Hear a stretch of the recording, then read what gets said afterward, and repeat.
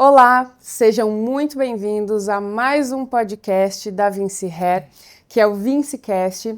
Eu sou a Karen Horman e hoje a gente tem um convidado muito mais do que especial, que não é ninguém mais, ninguém menos do que o sócio fundador da Vinci Hair Clinic, que é uma empresa multinacional e que está aqui no Brasil já há 18 anos. Então, seja muito bem-vindo, Salvar Bjornsson. Obrigado, Karen. Falou certinho. É um nome viking, né? É, da Islândia, né? Islandês. Sim. Salvar, eu acho que todo mundo tem, porque eu falo muito de você também, né, na clínica, todo mundo tem um pouco de curiosidade de saber quem que é o Salvar. É islandês, mas também, né, é inglês, então a clínica foi fundada lá. Como que começou isso? Por quê? Da onde que surgiu essa ideia? Você faz transplante também? Me conta um pouquinho.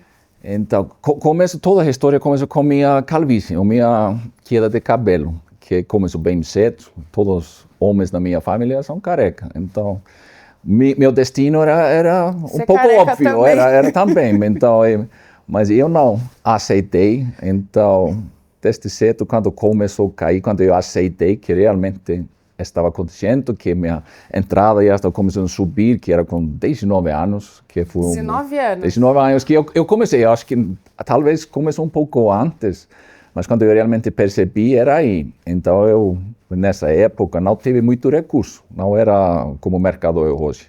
Então fui para meu médico de família, ele me falou para aceitar o calvície, não tem nada que pode fazer, fui procurando visitar até umas clínicas meio, vamos falar, duvidosas, que estava fazendo implante de cabelo artificial, umas coisas mais... Cabelo artificial, como assim? Eles chamam de biofibra. Então, se você imaginar uma peruca que está implantada dentro do couro cabeludo, então é uma coisa que, claro, não vai crescer, o corpo vai rejeitar um certo percentagem desses fios, então fica bom no começo, depois começa a cair, cada ano tem que reimplantar mais e fazer mais trabalho, cria cicatrização, fica esteticamente muito feio com o tempo e hoje não está permitido na maioria do mundo. Ainda tem alguns países que fazem, mas... Caramba! Então eu fui ver tudo isso. Isso é novidade até para mim, porque hoje em dia muita gente tem medo de fazer transplante capilar para não ficar o cabelo de boneca. Esse era o legítimo cabelo de boneca. Isso era, e era terrível, na realidade era terrível. Mas assim, eu vi isso, já fui em outras clínicas que estão usando minoxidil, que ajuda. E fui vendo assim por um tempo e investigando essa pesquisa minha durou acho que uns 10 anos antes que eu operei por fim. Entendi, então você foi bem prudente então nessa Foi questão. porque não tive muita opção, assim, estamos falando para descobrir como sou velho, mas estamos falando de uns anos 2000, por aí, que é 2000 e pouco. Clínicas de transplante praticamente não existiam nessa época. Isso a gente está falando você já morava em Londres? Já morava na Espanha quando eu estava nessa época. Eu morava muito entre Espanha e Londres, estava sempre viajando aí. Em realidade, a clínica foi fundada nos dois lugares ao mesmo tempo. Ah, é? Então abrimos em Málaga e em Londres, em Harley Street, no mesmo tempo. Entendi. E fui parcialmente porque eu tive essa conexão e fui outro lado também porque naquela época fazer transplante era uma coisa que dava um pouco de vergonha para as pessoas. Então, as pessoas queriam muito esconder. Ainda mais homens. Se hoje em dia existe esse tabu, eles têm um pouquinho de medo, né? Falar, o que vão pensar de mim? Imagine... Naquela época era uma coisa muito de loucos. Todo mundo tinha medo, tinha que esconder. Teve até pessoas que queriam esconder para as suas esposas ou parceira. E tinha que falar, não tem como. Vão saber se você opera. Mas, por isso, muitos clientes que eram da Inglaterra, eles preferiam viajar para a Espanha, operar, ficar uns dias aí e depois voltar para a Inglaterra, depois que o vermelhão foi embora, as casquinhas já foram.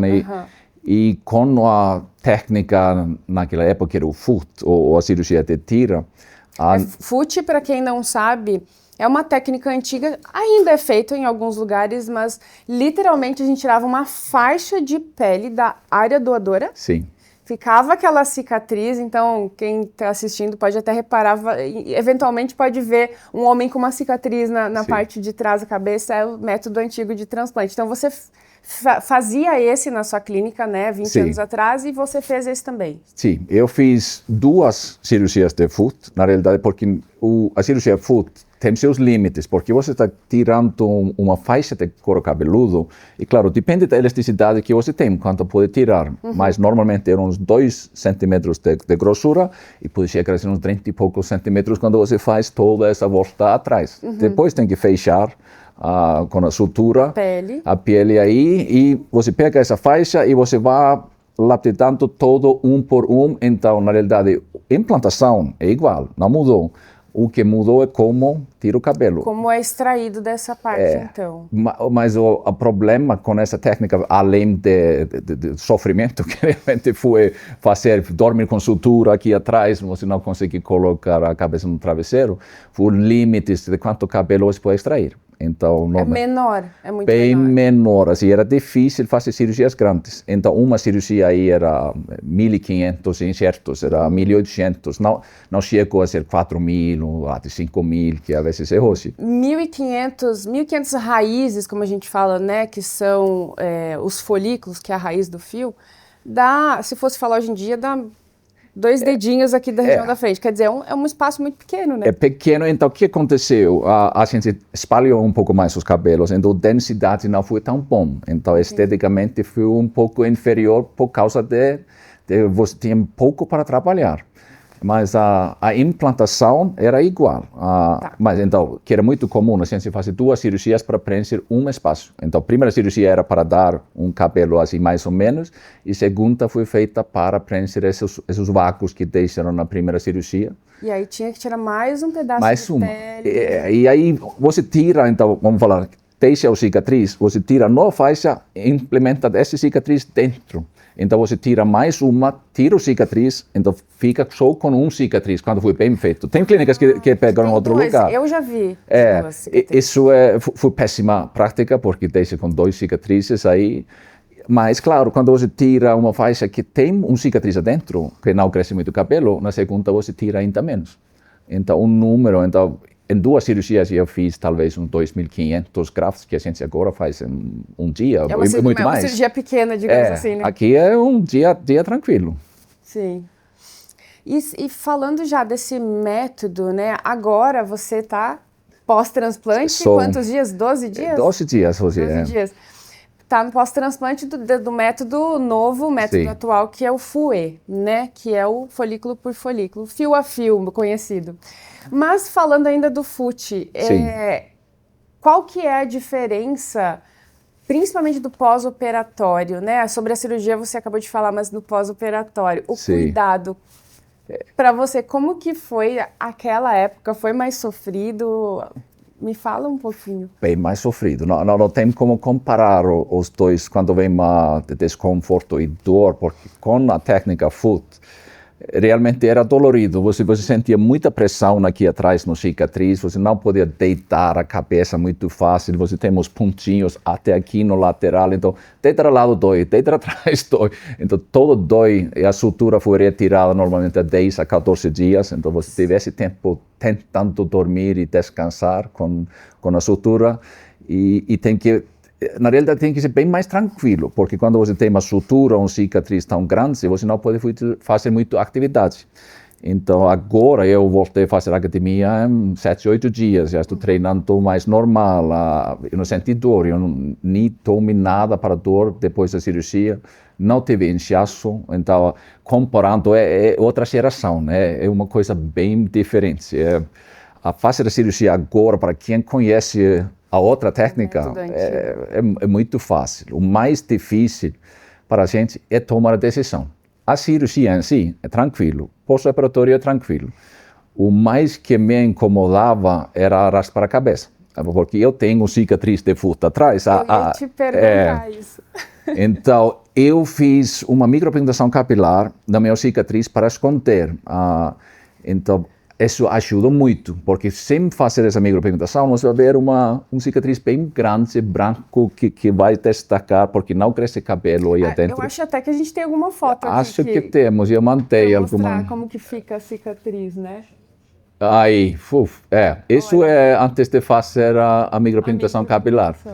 Então, era bem visível a área aí, então tinha que pensar, eu vou caminhar assim por um bom tempo e vai ser um pouco Frankenstein, não é uma coisa muito agradável, aí as pessoas olham assim, mas eu fiz só 2 sessões de micropigmentação e camuflou bastante a área, então se não está olhando muito, você não percebe, assim, caminhando na rua, tudo bem, se alguém está procurando, vai achar, sim, mas ajuda muito. Muito, né? Isso é até uma dica, né, para quem ou tem baixa densidade no cabelo, ou até eventualmente tem alguma cicatriz ou do transplante do método antigo, ou de algum corte que teve, às vezes, na infância. Existe também, não só transplante capilar, existe a micropigmentação também, né? A micropigmentação pode suplementar muito bem em várias formas. Usamos para esse tipo de cicatriz. Temos muitos clientes que fizeram uma cirurgia full agressiva em outras clínicas, onde você vê realmente como vê até os pontos, né? Pontinhos e falhas no cabelo, ajuda bastante com isso.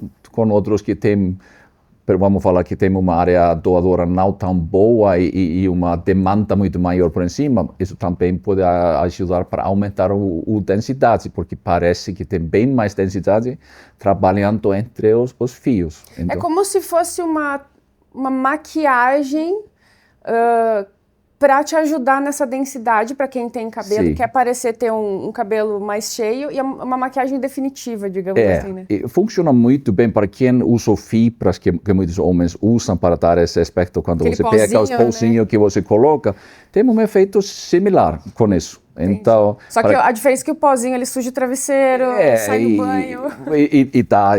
Na chuva você está preocupado, não quer ir à academia e vai escorrendo na sua cara. Então é uma solução mais definitiva e muito mais bonita esteticamente. Sim, bacana.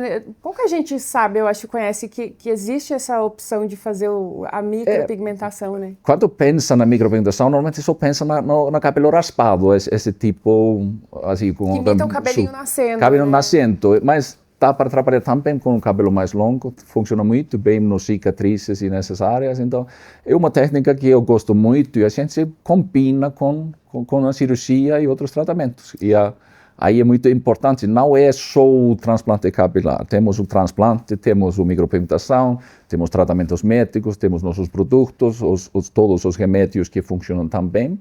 Então, o que a gente faz? Você faz um plano de longo prazo, que eu vejo muitos falham quando está planejando, só pensando agora. Eu tenho que pensar como tu vai ser em 10 anos, 20 anos, 30 anos na frente. Não existe milagre, né? A gente tem que ter esse cuidado aí, pós-operatório e pré-operatório, e também, como você falou, pensando a longo prazo, né? Tem essas técnicas, tem o tratamento, que é muito importante, né? O que é importante pensar que todo tem seu propósito. Então, o transplante vai colocar cabelo onde não tem. Os tratamentos, eles vão manter o cabelo que você tem e até aumentar a densidade aí, mas não te vai dar o mesmo resultado. Então, é complementar com o transplante. Um não anula a necessidade do outro, né? Não, porque a alopecia, a androgenética, o calvície é progressiva. Então, se o cliente tem 25, 30, 35 anos, não importa o que isso vai piorar com o tempo. O cabelo transplantado fica, isso não cai, porque está tirada da área permanente, área doadora. Mas o resto do cabelo, então imagina, você coloca tudo bonitinho aqui na frente e depois abre aqui toda a coroa e você fica com isso, você vai fazer um vai e volta, operando, tentando operar, e aí temos os limites da área doadora, então tem que planejar isso bem.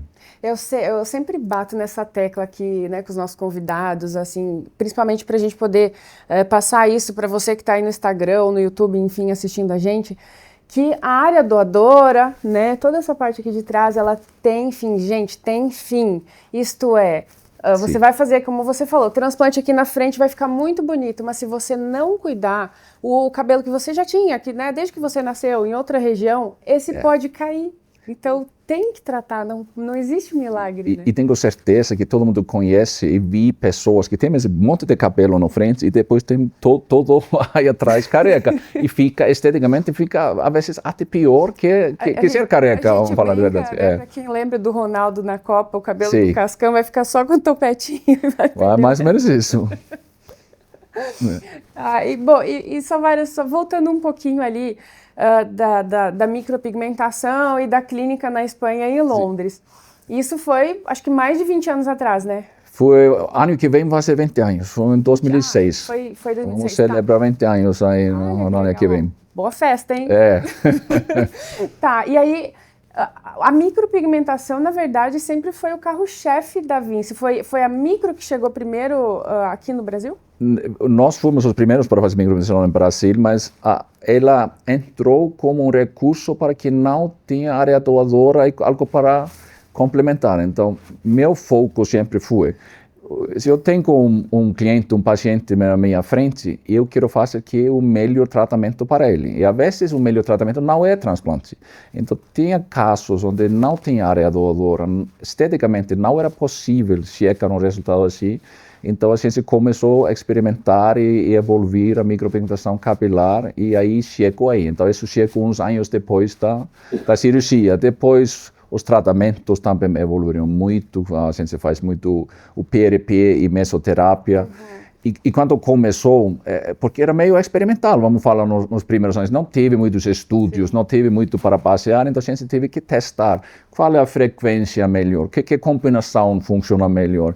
Então hoje em dia, quem está operando, está fazendo tratamento, ele não precisa passar por todos já sabemos, então avaliamos cada caso, claro, mas já sabemos com bastante certeza que vai funcionar melhor e te podemos salvar desse caminho de ficar experimentando, fazer algo que não funciona e voltar. Então, se você realmente quer resolver o problema, vem para a gente e nós podemos ajudar. Vem para a Vinci Hair porque são 20 anos de mercado mundial, né? Então, é algo certeiro, não vai...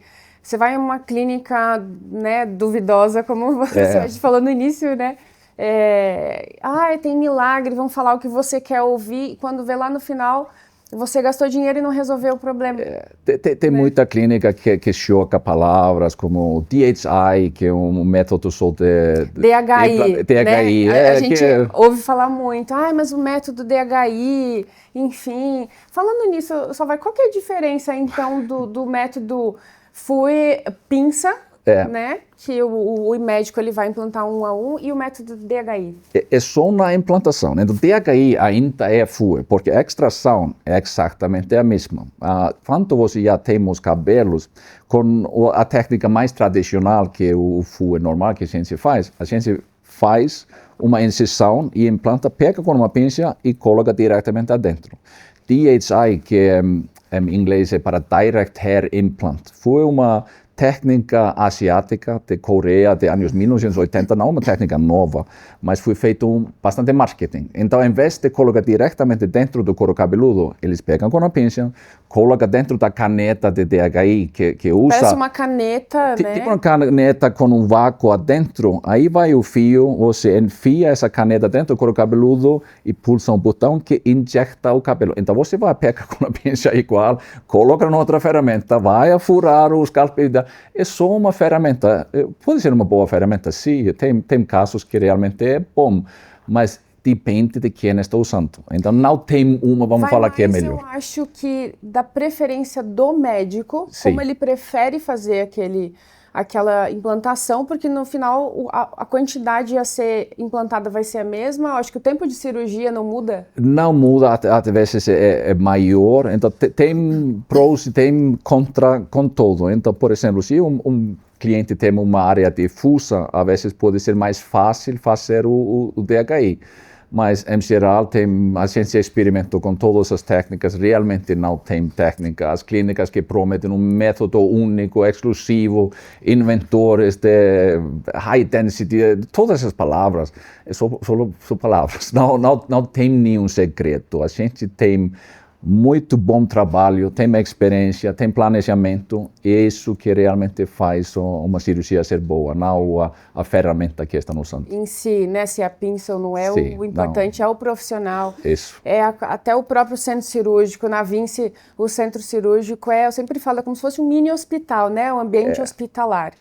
Então, e importante, é tudo feito só para transplante capilar. Então, quando a gente chegou em Brasil, todo mundo estava, os poucos que estão operando, estavam operando num hospital geral, que não foi feito para fazer cirurgia capilar. Então, e ainda gastava mais, porque tinha que pagar um hospital à parte, né? Então, quando a gente entrou, a gente realmente mudou o preço no mercado, porque a gente tem o próprio centro cirúrgico, não estamos usando anestesia, só anestesia local, não geral, como muitos estão usando, não tive que pagar extra para o hospital. Então, hoje em dia, o preço da cirurgia é bem mais acessível para quase todo mundo pode operar. A Vinci, então, revolucionou o mercado brasileiro, trazendo a Vinci para cá, né, 18 anos atrás,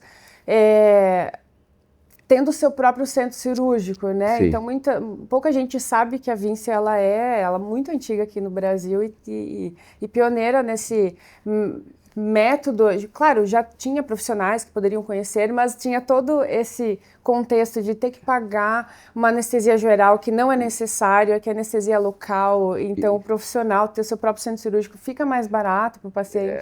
E naquela época nem era possível usar antes e depois, então não foi permitido pelo CREMESP naquela época. Agora todo mundo mostra, mas então para o paciente que está procurando uma clínica, eles só caíram no papo do consultor ou cirurgião que fala, não, fazemos ótimo trabalho, nem te posso mostrar o que fazemos, mas os resultados não eram bons, era pouca clínica fazendo um trabalho de qualidade, mas isso mudou bem rápido depois que você chegou.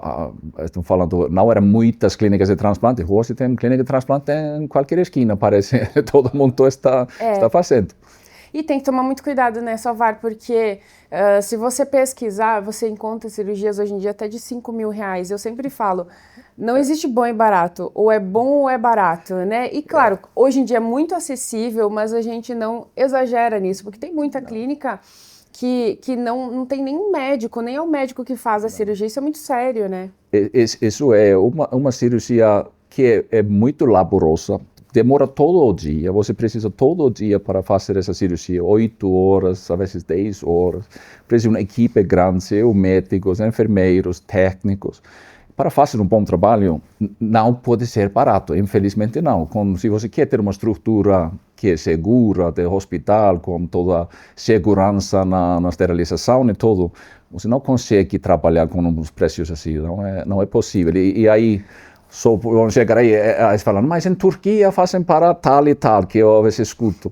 Em Turquia tem clínicas que fazem excelente trabalho, mas a maioria nem tem, vamos falar, uma regulamentação, como funciona. Muitos nem falam com o médico durante a cirurgia, não sabem quem está operando. Tem um médico, talvez, para 10 cirurgias, ninguém está supervisando o que está acontecendo e pode criar bastante problemas. Mas hoje eu falar, o Brasil está virando uma meca de transplante capilar. Agora, o trabalho feito em Brasil é excelente. Você não acha melhor trabalho em nenhuma parte do lugar, no mundo. Não existe. A medicina, no geral, no Brasil, né, em qualquer segmento da medicina, o Brasil não perde para ninguém. É excelente. Os que faz, no segundo no mundial, que faz mais estética no mundo. Então, tem muita experiência agora fazendo. Sim. E um trabalho excelente. Então, para brasileiro viajar para fazer transplante não faz sentido nenhum. Tanto que, né, eu tenho, falando em Turquia, né, um paciente que veio até a gente, nos procurou. Ele é americano, então a gente atende muito paciente estrangeiro que não vai para a Turquia, está vindo para o Brasil para fazer aqui na Vinci Hair. Então, e ele me contou uma experiência que ele teve com o primeiro transplante na Turquia. Só para resumir, ele falou que no meio da cirurgia, ele levantou e falou, gente, eu tô com muita dor, e ninguém dava bola. E ele falou assim, não colocaram anestesia, não tinham cuidado, ele foi reclamando, ninguém tava nem aí, ele levantou no meio da cirurgia e foi embora. E aí ele veio nos procurar, então a gente deu todo o suporte com o tratamento, fez a cirurgia e ele me mandou um texto agradecendo, falando, Gente, supostamente é para ser assim todas as cirurgias. Muito obrigada, enfim, feliz da vida. Temos muitos casos, como falei, tem clínicas boas em Turquia, claro que tem, mas isso não é clínicas que te oferecem um transplante por $1.000, isso não existe. E pensando no depois, né, Salvar, porque assim, você viajou para a Turquia, e se você tiver qualquer coisinha que você vai viajar para a Turquia para fazer uma consulta, por exemplo, não tem como, né? Não, é impossível. Felizmente não tem muito pós-operatório, mas é importante todo esse segmento. E outro que estamos falando sobre o planejamento e a importância dos tratamentos. Você vai fazer isso onde? Como vai ser o planejamento? Eles normalmente só focam na cirurgia como um produto exclusivo e o resto chega não lá, entra. Põe o cabelinho, tchau, próximo, né? Infelizmente é assim. E Salvar, falando nisso, qual que é o erro? E aí vamos falar, né? Você começou com sentir a queda capilar com 19 anos. Sim.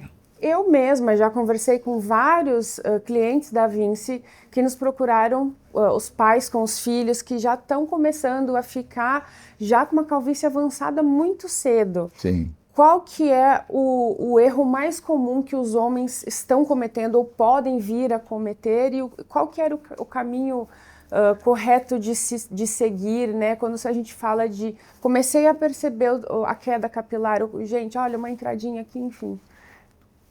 Agir rápido.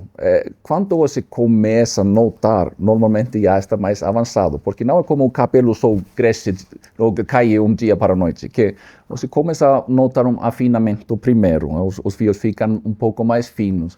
Depois, quando você já nota a entrada, já está um pouco mais para frente. Então, tem casos, quando você age mais rápido, pega isso mais cedo, dá para evitar fazer o transplante. E pode parecer estranho para eu, como uma clínica de transplante, falar isso, mas não tem nada melhor que o cabelo original que Deus te deu. Então, se dá para salvar seu cabelo, fazer o tratamento, fazer a medicação, é a melhor opção que existe. Então, se dá para prevenir, é ótimo. Se já está mais avançado, e vemos muitos casos, como você fala, que com 20 anos tem uma calvície mais avançada, grau 3, grau 4, às vezes aí não tem uma opção. Mas ainda mais cedo que você vai aí com um cliente mais novo, mais importante é esse planejamento. E todo mundo que tem 20 anos, ele fala, eu não me importo como eu vou ser com 30, só importa o coro. Com 30 fala, eu não me importo como eu vou ser com 40. E eu falo, não, você vai importar. Vai chegar uma hora que você vai se importar. Temos clientes com 60, 70 anos, todo mundo se importa. E aí ainda mais importante fazer esse planejamento, se vai operar, fazer uma boa cirurgia, pensando o que acontece depois, porque imagina alguém com uma pérdida, vamos falar, um pouco menor, que opera com 20 anos, que tem uma área pequena, coloca o cabelo, 3 anos depois tem um buraco aí atrás que não tem nenhum cabelo, e vai avançando, opera de novo, e depois talvez a clínica não foi tão boa, não guardou bem uma área doadora, e pode chegar aí que não tem mais solução. Então, planejamento é essencial. Planejamento e tratamento, então não importa a sua idade, não tem idade para cuidar. Não, eu recebo mensagens de adolescentes, gente com 70, 80 anos, e muitas vezes eles perguntam, é muito tarde para eu fazer? Eu falo, não depende disso. Depende de sua área doadora, a receptora, tem boa saúde, se tudo está normal, pode operar a qualquer idade. Sim, porque assim, a calvície masculina, basicamente, a androgenética, né, ela é causada por um hormônio, que é o DHT, né, Salvar? Sim, dihidrotestosterona, que é relacionada com a testosterona, mas não é a testosterona em si. É como se fosse um derivado da testosterona, ele é um subormônio da testosterona. Então não é a testosterona em si que causa calvície, é o DHT. Sim, mas com um nível mais elevado de testosterona, vai também aumentar o nível de DHT. Mas aí que vem uma injustiça desse mundo, que tem gente que é sensível para DHT e outros não. Então tem gente que toma hormônio ou tem um nível de testosterona muito alto, mas não tem nenhum problema com DHT. Isso tem a ver com o corpo, então, não é... É genético, não tem como mudar isso. Então, alguns que têm sorte, você vê que todo cabeludo, toda a vida, não perde cabelo, mas... Você olhando, cada geração tem mais e mais careca. Você olhando 50 anos atrás, se você vê uma foto de uma universidade, Não tem muito careca, é 1 de cada 10, 15. Hoje é mais que metade. Porque quando a gente fala de hormônio, até a nossa própria alimentação influencia homens, mulheres também, Sim. né? Então, o DHT causando a calvície, a gente tem a medicação, temos aqui, né, alguns exemplos de medicação que a gente tem para tratar a calvície. A mais conhecida é a finasterida, que ela, né, existe assim, acho que há mais de 20 anos, né, no mercado. Mas né? Bastante. O primeiro que entrou foi o minoxidil, que é um vasodilatador que aumenta o fluxo sanguíneo para o cabelo e ajuda, não bloqueia o DHT. E depois chegou a Propecia, que funciona muito bem como um bloqueador de DHT, que realmente trata o DHT. Depois tem outra versão, podemos falar que é dutasterida, que é um pouco mais novo, que funciona muito bem também. Eu sempre falo que é como se fosse um irmão mais jovem da finasterida, né? É que ele tem um sistema um pouco diferente,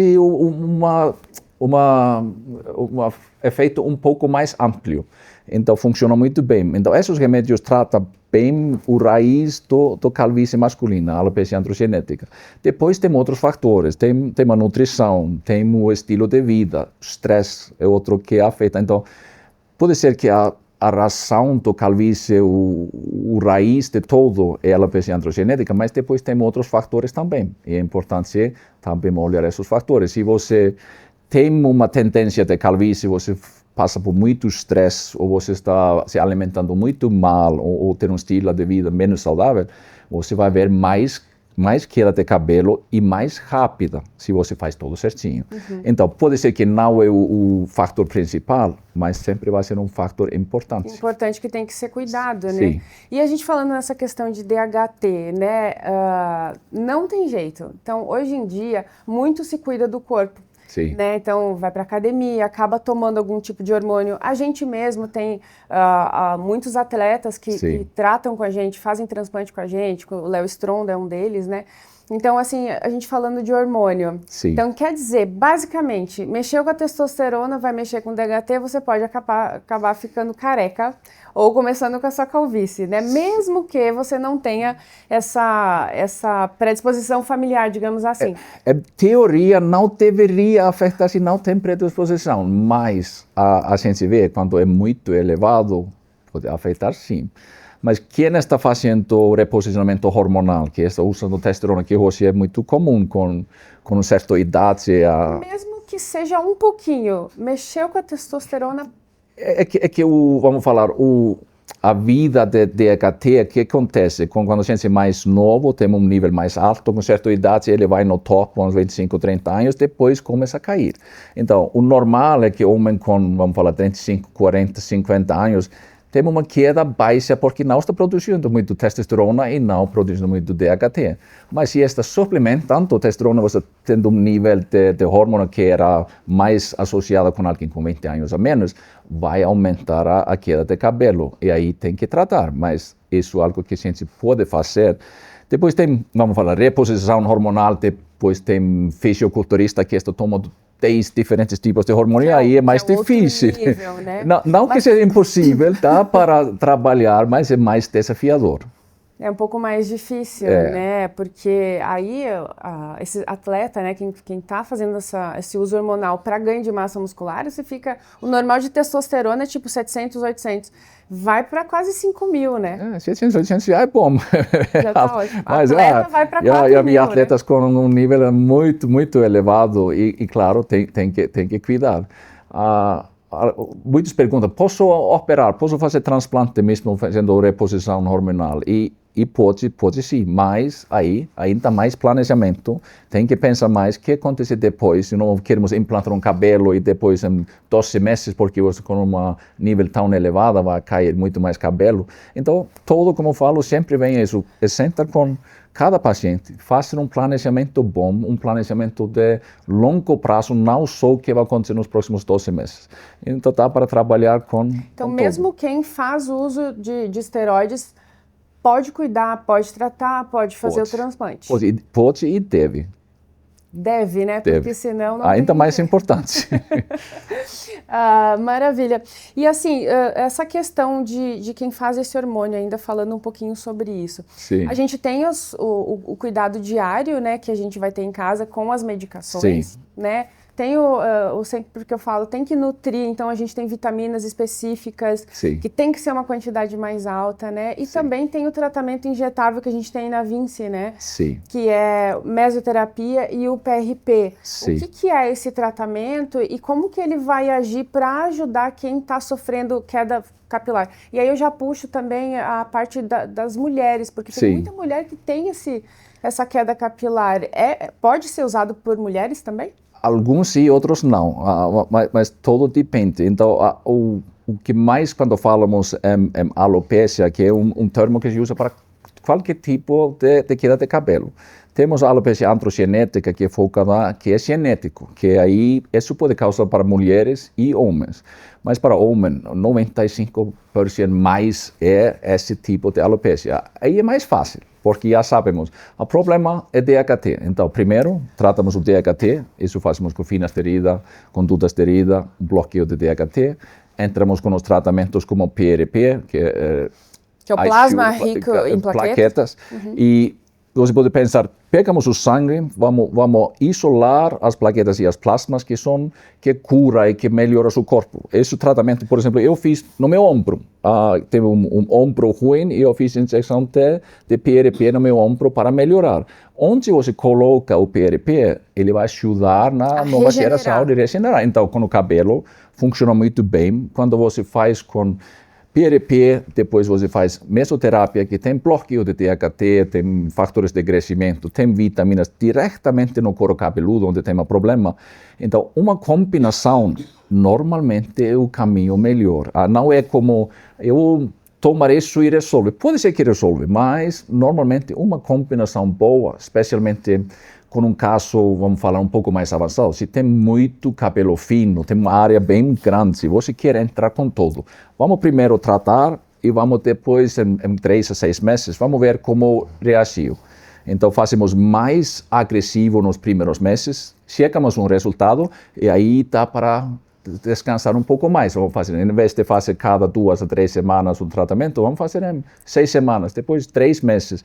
E se o cabelo está reagindo bem, vamos seguir com esse ritmo, mas sempre tem que ajustar. Tem que ajustar. E pode ser que, certa época, está funcionando muito bem e depois temos outros fatores. Temos muitos casos onde alguém passa por divórcio, perdeu seu trabalho, passou por algo muito estressante. Algum trauma na vida. Trauma na vida e em 3 meses ele perdeu o cabelo que era para perder em 10 anos. Então, temos que sempre ser atentos e a gente tenta aos primeiros sinais, não espera chegar no caso crítico, né? E tem que avaliar cada 6 a 12 meses, tem que ver se tudo está perfeito, excelente, mas se temos algo para tratar e colocamos nos microscópios, tricoscópios que tem na clínica e podemos ver os sinais antes que o olho consiga ver. A gente tem um aparelho, né, que a gente consegue ir lá ver o couro cabeludo, como ele tá, o cabelinho, a raiz, então tem que ter essa avaliação que ela é específica, né, para te dar o diagnóstico do que você precisa. E não existe só alopecia androgenética que é causada pelo hormônio, a gente tem outros tipos de alopecia, a gente precisa também identificar. Porque se for uma cicatricial, que é uma inflamação, né, no couro cabeludo, você vai fazer o tratamento que for, não vai funcionar. Sim. É importante. Então, a gente sempre fala, durante a pandemia, que começam muitas avaliações por vídeo.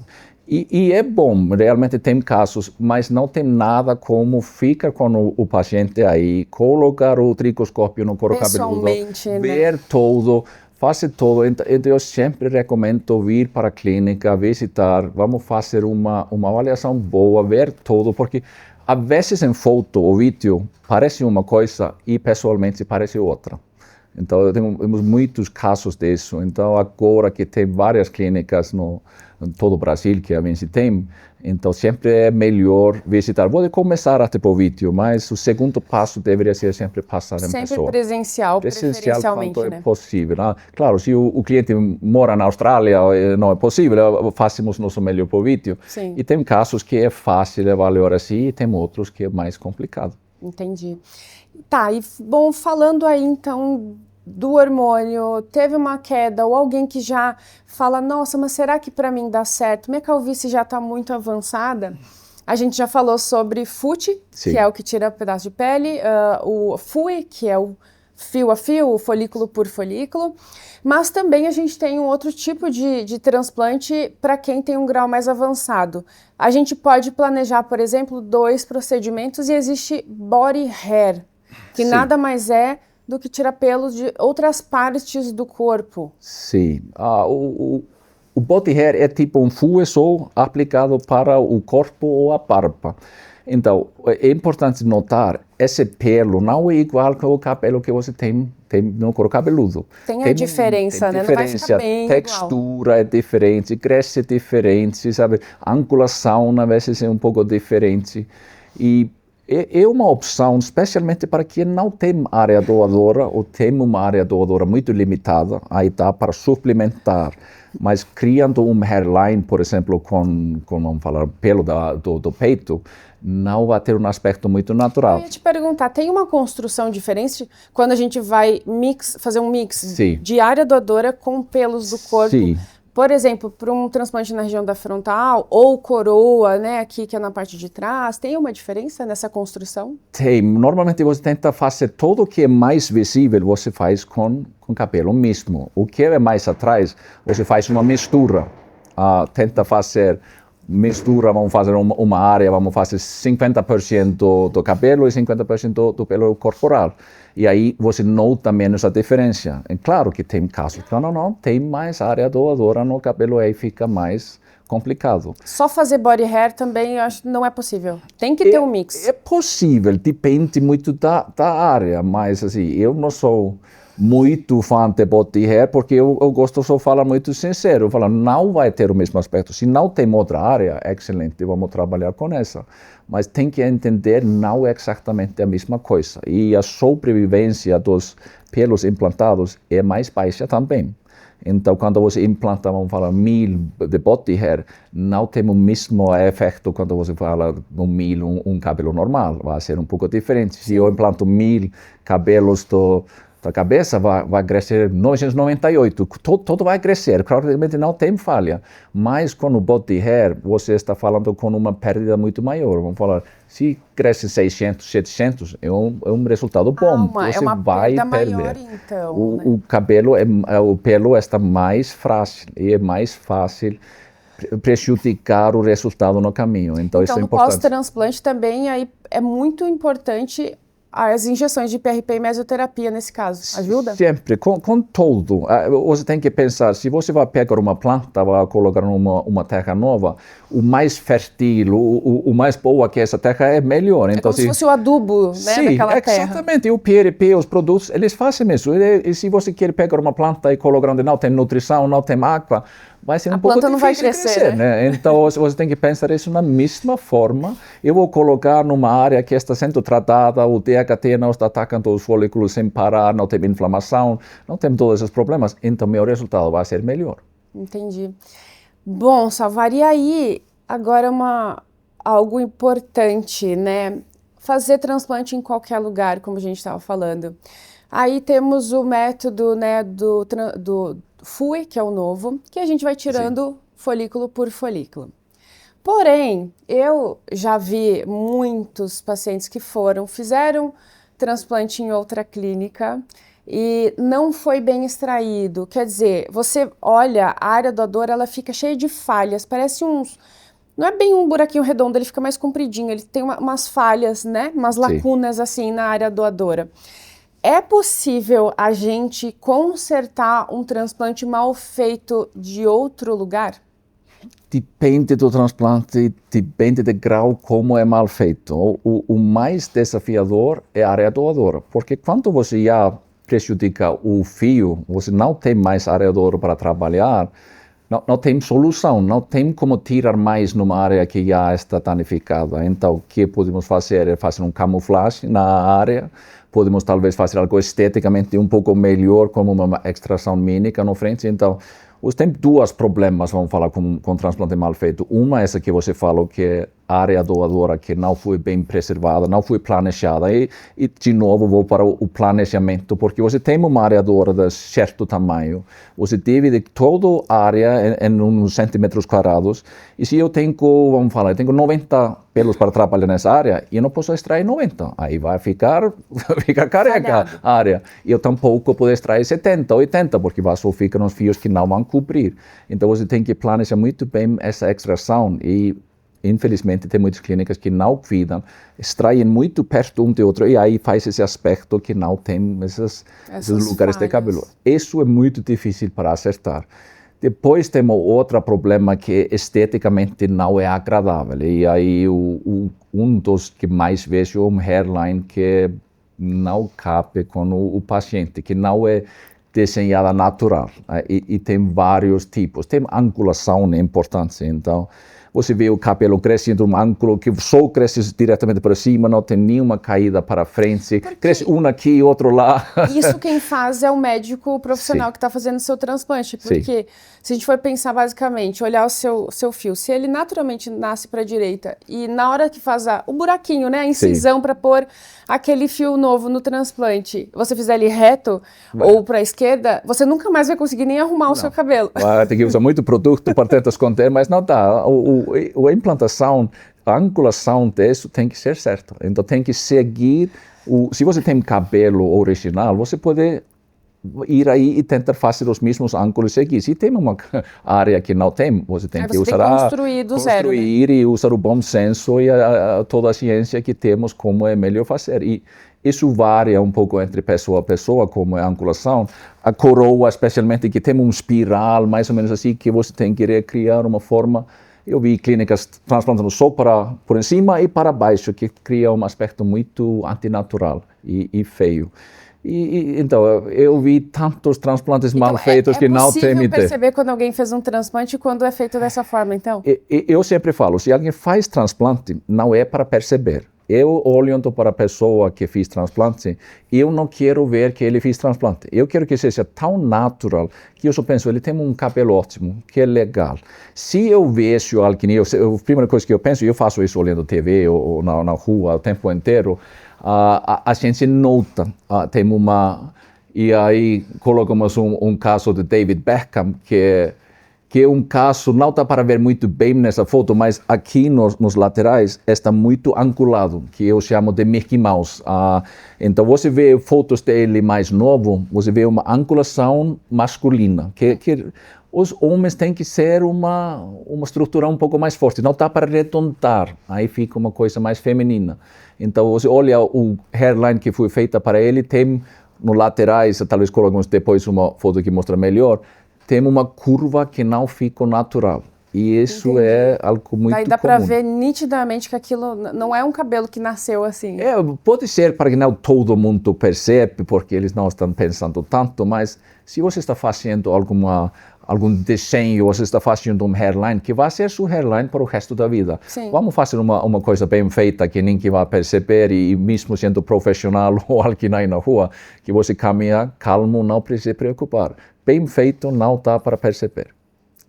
Bom, aqui no Brasil, então a gente falou de David Beckham, mas e aqui no Brasil, tem algum caso que você precisou consertar uma linha frontal mal feita, que te chamou muita atenção, que você consegue lembrar agora? Ou algum caso de transformação pessoal muito bem feito que você pode falar para a gente? Tem tantas onde tem que consertar e muitas vezes está. Mas um caso que eu gostei muito, que era um amigo meu, o Gustavo Hohendorf, acho que até você conhece, e temos aí. Então, o Gustavo foi um amigo pessoal por uns anos antes que operou.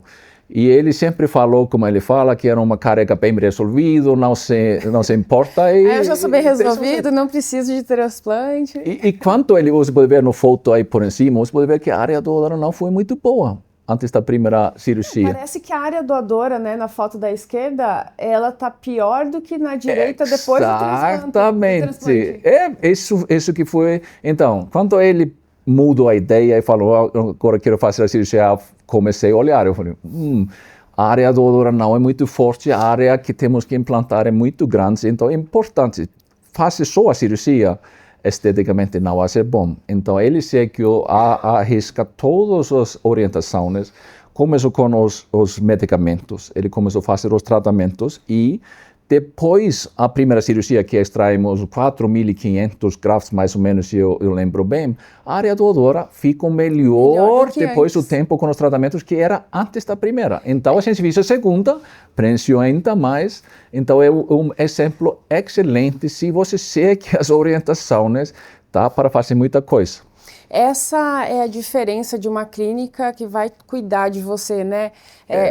Não falar só o que você quer ouvir, mas também te indicar, olha, sim, aqui nós podemos fazer 2 transplantes, que foi o caso do Gustavo, sim, cuidar muito bem da área doadora, fazer o tratamento que no final das contas, o cabelo, mesmo da área doadora, depois da extração, ficou ainda melhor do que antes. Ficou ainda melhor, eu acho que hoje, depois de 2 cirurgias grandes, a área doadora ainda é melhor que foi no começo. Então, fazendo bom planejamento com a extração, fazendo todos os tratamentos, a gente conseguiu muita coisa. Então, são casos assim que são muito agradáveis. Quando você tem um paciente, você tem alguém que segue as orientações e vê. Eu vou falar, no Brasil, em geral, nossos clientes são ótimos, que seguem muito bem as orientações, são muito focados, tomam os remédios certinho, fazem o tratamento. Em alguns outros países são um pouco mais difíceis de seguir a orientação, não? Então, parabéns brasileiros, que realmente faz diferença. Faz toda a diferença, né? Existe algum paciente que não é candidato a transplante? Sim, existem vários. Então, primeiro, como estamos falando, área doadora. Se você vê alguém que é grau 7, que significa que tem uma faixa de cabelo aqui atrás, e às vezes essa faixa é bem fina, com cabelo que não vai conseguir. Então, você tem uma faixa desse tamanho, e eu tenho essa área para preencher. Matematicamente não fecha a conta, não é possível. Então, eu posso fazer espalhar uns cabelos aqui, esteticamente não vai ficar legal. E você vai acabar não ficando nem feliz, né? Então, ele vai gastar dinheiro, vai gastar tempo e o resultado não vai ficar legal. Então, casos como esse, 2 soluções. Primeiro é só falar, infelizmente não dá, isso não vai te dar um resultado que vai ficar legal, é melhor não fazer. Outros casos, quando o cliente está, vamos falar, é muito interessado em fazer, dá para tentar fazer recuperação na área doadora com tratamentos e com medicamentos. E às vezes a longo prazo, então tem que ter um pouquinho de paciência, né? Nós estamos falando pelo menos 6 meses para ter um resultado assim. Então, se alguém realmente quer tentar, não tem garantia. Eu posso falar, probabilidade é boa ou é ruim. Isso olhando todo no tricoscópio, vendo se tem, às vezes tem mais fios que parece. Então, olhando no olho não tem nada. Coloco no tricoscópio, eu vejo bastante fio aí, é só tão fino, nem tem cor. Então, se eu consigo recuperar parte desse cabelo que tem aí, temos uma chance para bater e ganhar a calvície. Mas então tem que ser, quem é grau avançado, tem que ser muito dedicado e ainda mais focado e fazer seguir as orientações mas é possível sim. Uma boa avaliação é o sucesso, então. Exatamente. Não tem substituição para isso. Tem que fazer uma boa avaliação. E agora só vou perguntar de você. Sim. Você está transplantada há 12 dias. Sim. Né?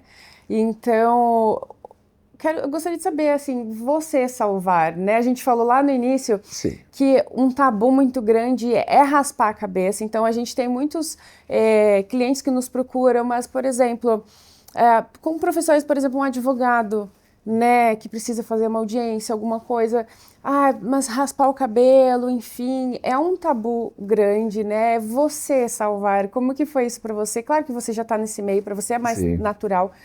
O que te levou a fazer esse segundo procedimento e raspar a cabeça agora, depois de tantos anos? Como que foi? Eu pensei em fazer essa cirurgia faz muito tempo. Claro, trabalhando com isso todos os dias, olhando o cabelo todos os dias, a gente pensa. Então, olha aí, ó. Aí é resultado depois dos meus primeiros transplantes aí, que foi excelente. Que foi o FUT. Foi o FUT. Isso aí foi a pós-FUT. Isso foi pós-FUT. Isso é, não sei, 2007, 2008, por aí. Aí é antes da cirurgia. Olha, as entradas já tinha entrada e saída já, né? Eu era um grau 3 para 4. Esse cabelo no meio, sabe, nem fiz muita coisa para mim. Então, o único estilo que eu tinha era isso, um tipo combover, onde você choca. Então, eu praticamente assumi isso aí. E aí você pode ver aí era depois antes da micropigmentação e depois tem o próximo que é depois. Então você pode ver que esconde bastante bem. Isso é diretamente depois. Aí está vermelho, o vermelhão vai sair nos próximos horas. E é um camuflagem excelente. Então para mim isso foi importante para raspar o cabelo. Porque eu não raspei meu cabelo por 20 anos ou mais. Então você como empresário nessa vibe, você também viaja, você faz reuniões, né? Como qualquer empresário que pode estar assistindo agora e tem esse medinho aí. Sim, claro, se você não está operado e não tem cicatriz, é muito mais fácil. Então, eu virei isso uma coisa que não quero raspar, não sei como fica. Depois eu raspei e todo mundo falou, nossa, parece muito bem, não, cabe contigo, vou parecer mais jovem. Então, não sei, vamos ver se eu deixo todo crescer ou não depois. Mas você já vai adotar esse novo estilo. E agora são 12 dias, o cabelo já começou a crescer. Cabeça pra gente ver. Olha só, gente, não, é tranquilo, né? Não é difícil, não é aquele bicho de 7 cabeças, né? Olha o pré, né? Aí o pré, então isso que eu queria fazer, porque a cirurgia antiga, que era mais limitada em números de enxertos, a minha hairline foi um pouco mais por cima. Então, que eu queria preencher o hairline, preencher um pouco das áreas aí atrás, para ter mais densidade.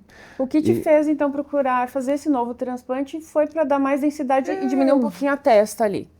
Infelizmente, para quem trabalha nisso que começa, é um pouco como falam com tatuagem. Você coloca você vai colocar vários. Então, mas o tempo entre a última cirurgia e agora tranquilão durante a cirurgia. Você nem dormiu? Eu dormi bastante, assisti Netflix, fiz tudo isso. Então, parte de cirurgia, eu sempre falo, parte de cirurgia é a parte mais calma. Esse é o pós-imediato, imediato, né? Todo mundo fica preocupado, pensando, né? Não, bem tranquilo. Assim, a cirurgia é o mais fácil. O que é mais difícil, eu falo sempre, é tomar a decisão.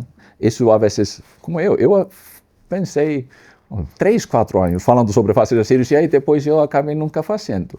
E o segundo é depois da cirurgia que tem que explicar, não é como implantamos o cabelo, agora o cabelo está ótimo, esse cabelo implantado vai cair e novo fio vai crescer. É a parte que muita gente se assusta, né? Meu Deus, deu tudo errado. Tudo errado, não funcionou, foi algo errado e é normal. Tem gente que cai muito pouco, tem outros que caem tudo. Não tem como falar quem vai ter sorte e quem não. Então, isso é só parte da recuperação, mas depois que caem os fios implantados, você volta a ser como você era antes. Então não é tão ruim assim. Você viu primeiro todo o cabelo, penso legal, agora eu gostei.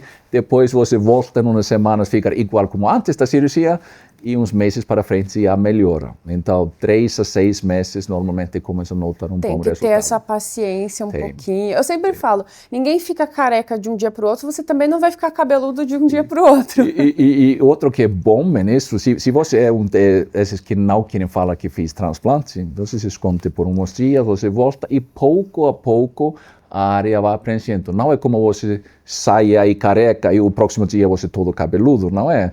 É porque com todo esse processo, que o cabelo é bem curtinho, você nem nota muito no começo, vai caindo e crescendo. Então, alguém que teve rosto e depois, vamos falar, 3 meses, 4 meses, parece uma coisa que só melhora um pouco cada vez. Então são assim, 10 dias para ficar como você agora, caiu a casquinha de cicatrização, para mim você só mudou o penteado, na verdade. Era só que decidi raspar, então para mim era 7 dias, tudo era limpinho, não teve 7 mais... 7 dias, foi rápido. Foi bem rápido, a cicatrização foi muito boa, então para mim, como falei, voltei para a vida normal, não tem nada diferente, até acostumei com esse estilo por enquanto, então é bem tranquilo. E a gente pensa muito mais, como estamos falando, o empresário, o advogado, eles pensam que todo mundo está olhando tanto para o nosso cabelo, mas é a gente mesmo que está pensando nisso, não tanto os outros.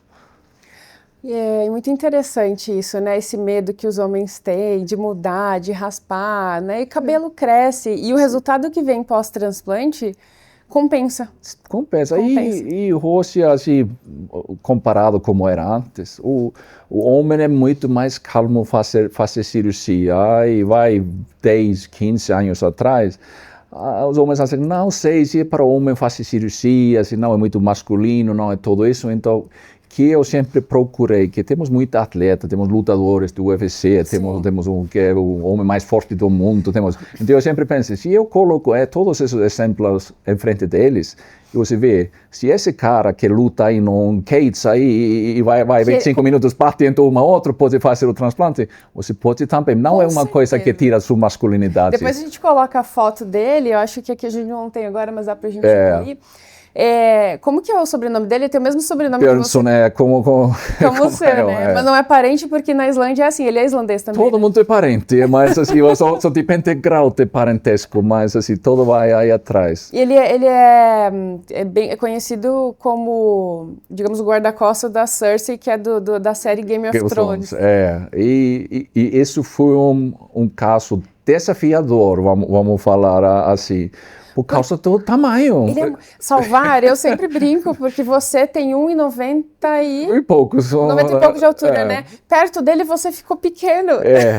Ele não só a altura, mas também o tamanho. Então, quando ele foi para fazer a cirurgia, ele pesava 190 quilos. 190 quilos. Nossa cadeira de cirurgia aguentava até 115. Então, a gente teve que comprar nova cadeira de cirurgia para realmente conseguir. Ok, tudo bem, me acompanhamos na cirurgia, a gente vai fazendo medição de toda a pressão, não cabe no bíceps dele tampouco. O bíceps é como uma perna, não era possível, a gente teve que correr fora, pegar uma medição em outro lugar e no final, para colocar na cabeça dele, as técnicas tinham que sentar numa escadinha para chegar no topo da cabeça dele, porque a cadeira nem foi uma cadeira normal para a cirurgia, então foi um desafio e tanto. E ainda porque ele estava competindo no Strongman, que teve que comer, cada 2 horas ele tinha que comer, não lembro exatamente, 300 gramas de carne, 200 de arroz, e teve que, cada 2 horas tinha que parar, ele tinha que comer. Para a cirurgia, para ele poder comer. Para poder comer e manter o tamanho. Então foi uma cirurgia desafiadora, mas uma muito memorável aí na Engraçado, né? Pensar isso, né? Então, a gente dá um jeito para tudo, é possível? Quando, pensando quase todo, claro, tem casos quando não dá, mas aí que é a importância é fazer uma avaliação, falar sincero, isso é o prós, esses são os contra,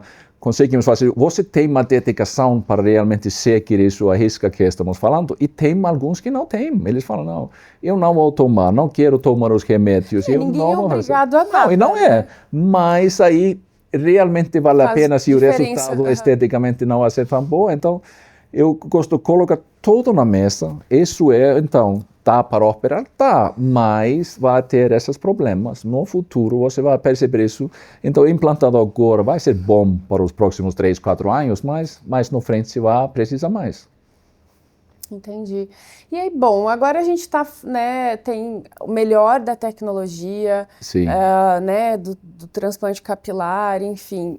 Como que você vê o mercado do transplante no futuro? Qual que é o maior equívoco das pessoas pensando em transplante? Ou se tem algum potencial de algo, assim, na sua opinião? É que, como tenho muito tempo olhando isso, a gente sempre fala sobre como falam dos stem cells, as células-tronco.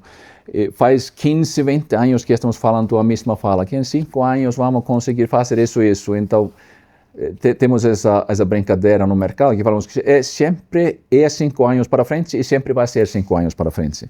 Então, espero que não seja assim e no futuro tem algo novo, diferente. Mas não tem nenhum milagre, não tem nenhum novo procedimento que vai fazer tudo isso. Tem algumas coisas que podemos estudar e podemos tentar, e a gente tenta de tudo. Tudo que entra, a gente faz os testes, faz estudos clínicos, vemos se funciona ou não, porque não queremos que os nossos clientes estejam gastando tempo e seu dinheiro com algo que não vai ajudar. Pensando, então, em 10 anos, seria células-tronco? Possivelmente. Eu não vou falar muito, porque, como falei, já escutei essa charla desde os anos 2000. Então, não vou apostar muito grande que vai ser, mas é uma possibilidade. É promissor, né? É promissor, assim, mas como vou escutar, eu não vou postar a casa, né, que isso seja a solução. Sim. Que vejo uma melhorada com IA é tipo em planejamento, como avaliação de área doadora. A inteligência artificial, você acha que veio para nos ajudar, né? Porque, querendo ou não, hoje somos todos humanos ali, né? Desde a avaliação, né, até na cirurgia em si. Sim. Existe a parte robótica, até eu ia te perguntar isso agora, né? Como que você acha que a inteligência artificial pode acabar tirando espaço, ou você acha que tem como igualar a parte robótica com a parte humana no transplante? Eu não vejo isso acontecer. Então, eu vejo IA como uma ferramenta para ajudar. Então, dá para escanear a área doadora, dá para fazer um cálculo mais exato, dá para fazer uma simulação, como vai ficar com tal densidade. Se eu coloco X número de folículos aqui, isso é densidade, se eu espalho na toda a cabeça, então dá para fazer alguma coisa mais visual para mostrar para os clientes. O planejamento cirúrgico pode ajudar também, porque é um cálculo. Eu tenho uma área de tamanho X que tem que preencher. Então, depende de como vamos espalhar, vai mudar a densidade, vai mudar o aspecto. Se eu mudo o hairline mais para cima, eu consigo fazer mais atrás, etc. Então, pode ajudar bastante. Na cirurgia mesmo, temos o ARTAS, ou a cirurgia robótica mais famosa. Ela faz, não sei, mais que 10 anos no mercado, muito mais, acho que uns 15.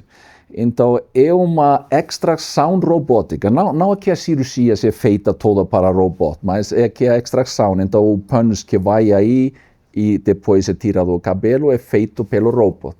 Então, eu não vi muitas boas cirurgias, é muito limitado, porque mudando de área, tem angulações diferentes, você tem muito atento como é o cabelo, como é, às vezes é menos pressão, ir mais fundo, tem todas essas coisas.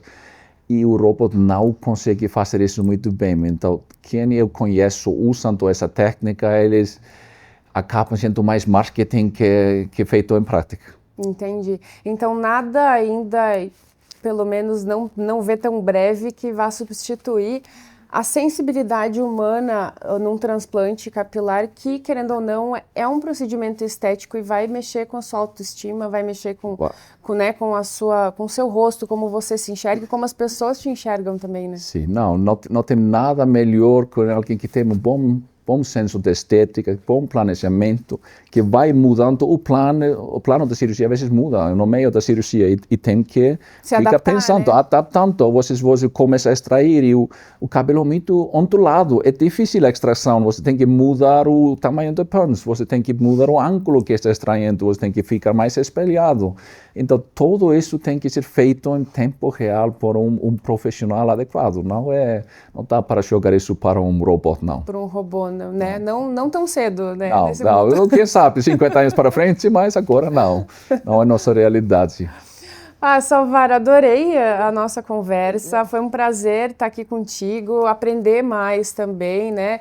Como eu falei, ninguém mais, ninguém menos que o CEO, fundador da Vinci Hair Clinic Mundial, então que acabou de fazer o transplante, né, Salvar? O que você diria, então, um apanhado geral de tudo que a gente conversou para quem está aí pensando, vou ou não vou, quero fazer... Enfim. Para de pensar. Não, o que... As pessoas perguntam, e o que mais você escuta? O mais que eu escuto é esse, e eu não sei porque eu não fiz antes. E sinceramente, é isso que todo mundo fala. Só se arrepende de não ter feito. Só arrepende porque eu sofri por todo esse tempo pensando que seria melhor tempo aí. O melhor tempo é agora. Pode ser que a cirurgia não seja agora, mas vamos começar planejamento, fazemos os medicamentos, fazemos os tratamentos, os produtos corretos, e aí conseguimos fazer a cirurgia em 3, 6, pode ser em 1 ano, em 2, mas planejando tudo fica bem mais fácil. Às vezes as pessoas acham, eu chego na clínica e opero amanhã. Não funciona bem, mas sim, sempre. Sim. Pode ser que tem um caso que vai ser rápido, né? Mas em outros, quando tem um planejamento um pouco mais complexo, vai aí, entra na clínica, fala com a gente e te vamos ajudar. Perfeito. E aí já começa a cuidar, né? Então agora me veio algo na cabeça. Você falou que homem também não sabe usar shampoo, não sabe cuidar do cabelo, né? Então tudo isso já vai para Vinci, já para aprender, né, Salvador? Sim, pelo amor de Deus, vem para a gente. A gente tem aqui, né, os produtos, então, falando de shampoo, né, que é o Kit Trico Science, que é novo, né? É novo, mas baseado numa fórmula mais antiga, que é, então, o shampoo, shampoo anti-queda é possível, mas não é o shampoo que você vai comprar no supermercado e muitas vezes não na farmácia. Então, nosso produto, ele realmente tem um bloqueador de DHT, que é o sulfalmeto. Tem ketoconazol, que é comprovado ter um efeito similar a minoxidil. Temos a cafeína, que estimula o crescimento do cabelo. Então, é feito primeiro bloqueando o DHT, ajudando com a inflamação, com todos os problemas do couro cabeludo, e depois tem um efeito para engrossar os fios também. Então, é medicamente e também esteticamente fazendo seu trabalho e termina com os spray. Então, é uma coisa que vai resolver sua calvície? Não, mas é mais uma forma que podemos bater e combinando com outros. Muito grande, né? E isso que é importante, tem que fazer um plano completo, não é só necessariamente uma coisa ou outra. Um responde muito bem àquele remédio, o outro não. Então, como sabemos, claro, com a experiência, mas muitas vezes experimentando também. E num shampoozinho de supermercado não vai ajudar, né? Não vai. Salvar, então é isso. Muito obrigada, foi um prazer conversar contigo. E esse foi mais um podcast aqui da Vinci Hair, com o CEO, Salvar Bjornsson. Foi um prazer muito grande estar com ele aqui e eu te convido a assistir os outros episódios passados. Aí tem muita conversa bacana para tirar todas as dúvidas que vocês possam ter. Muito obrigada mais uma vez e até a próxima.